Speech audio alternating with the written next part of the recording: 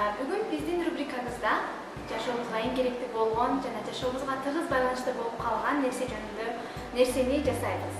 Ал нерсени мына момундай кагаз менен жасайбыз. Ал нерсе эмне деп ойлонуп жатсаңыздар, ал биз кичинекей бала чагыбыздан бери ойногон, бала кызына карап ойноп, кийин чоңойгондо мына момундай алсам экен, тигиндей алсам экен деп биздин кыялыбыз болгон мына момундай жеңил унаа жасайбыз балдар. Даярсыңарбы? Эгер муну эмнеге жасамак элек, эмне кылабыз муну деп ойлоп жатсаңыздар, мен сиздерге кичинекей идеяларды жасап койдум. Мисалы, мына момундай кылып жакындарыңарды кубантып койсоңуздар болот. Же болбосо мындай кылып жасап койсоңуз болот. Кыскасы, өзүңүздүн фантазияңарды кошуп, ар кандай жеңил унаа жасап, жакындарыңардын, досторуңардын көңүлдөрүн көтөрсөңүздөр болот. Анда эмесе, тонун башын алыстатпай, баштайлы достор. Кеттик анда. Эң биринчи эле сиздерге жалгыз гана кагаз керек албетте, бирок кагаздын мындай 4 бурчтуу. 4 жагы тең, 4 тең болуш керек албетте. Аны кантип жасаганын билсеңиздер, мен сизге көрсөтүп коеюн. Мына момундай A4 кагазын алып, эң башкы бурчун мына монтип ылдый алып келесиздер. Ылдый алып келип, чоң 3 бурчтук болуп калат да. Ошо 3 бурчтуктун ашкан мындай кичинекей кагазын мынтип кесип аласыңар дагы, мына момундай кичинекей 4 бурчтук кагаз болуп калат. Анда эмесе кеттик. Эң биринчи эле мунабызды жасаш үчүн момундай 3 бурчтук кылып жарымынан бөлүп, жакшынакай түз кылып мынтип бүктүп алабыз. Анан кайра ачабыз. Жана башка жерин дагы бияк башы, бул жак башы менен бириктирип, мындай кылып чоң 3 бурчтук жасап алабыз. Эми кунтуңарды коюп карагыла балдар. Адашып кетпегиле, мени менен бирге жасагыла. Мына мындай кагаз болуп калды. Эки жагын көрүп атасыңар, мына мындай болуп. Ошону мынтип бириктиресиңер. Мындай түшүнүктүү, мына мындай болуп калат. Аны могу жерин алып басып, мындай 3 бурчтук кылып жасайсыңар. Келинде чогуу жасайбыз. Түз кылабыз, шашпагыла достор. Кагазды жыртып албайбыз. Кырыштырып албайбыз, акырын, шашпай, түз, жана катуу басып, кагазда изилеп калыш үчүн жасайбыз. Мына, мындай 3 бурчтук болду. Ичи мындай болуш. Эң башкы бурчу, мындай бурчу. Мына могу ылдыйкы сизге алып келип, жарымдан кылып бүктөйбүз достор. Мына мындай болот. Мындай бүктөп алабыз.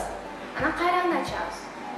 Бирок муну ачканда, мындай ичин көрсөттүм, мындай эки жагын кармайсыңар дагы, мынтип биягын мынтип ачасыз.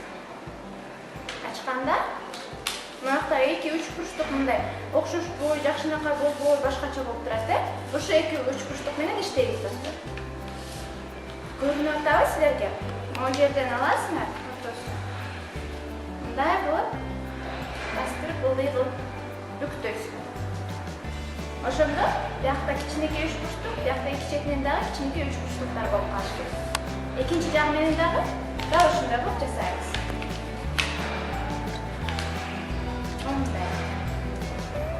Эмнеге мен сары түстүү ал тандап алдым деп атсаңыздар, мен такси унаасын жасагым келип жатат достор. Негизи эле Кыргызстандан башка өлкөлөрдөн байкап жатсаңыздар керек, сары унааларды көпчүлүк эле такси катары көрүшөт жана такси деп билишет.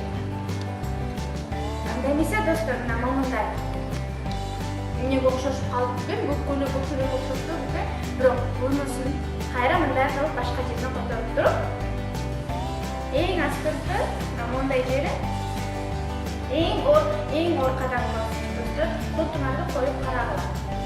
Эң астыркысыны ортоңку жерге алып келип бүктөйбүз. Мына эки ашып калган кагазга көңүл бурбай койдургула, мындай кылып бүктөп алабыз. Аларды азыр башкача жол менен бүктөп алышыбыз керек. Мына бир жери мындай болсо, мындай кылып азырынча бүктөй туралы. Аларды азыр жакшынакай бүктөп коебуз. Мына эми жакшылап карагыла. Могу жерде достор, могу кагазды бияк бетине алып келип, ар жак бетине бүктөшүбүз керек. Мына момундай болот. Анткенде мына мындай бул жак ылдый жагы 3 бурчтук болушу керек, а бияк жагы болсо 4 бурчтук түз болушу керек.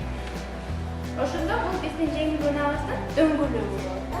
Бирок албетте дөңгөлөктө 3 бурчтук болбойт. Буну бир аз табалакка окшоштурабыз азыр. Экинчи кадам болсо мындай.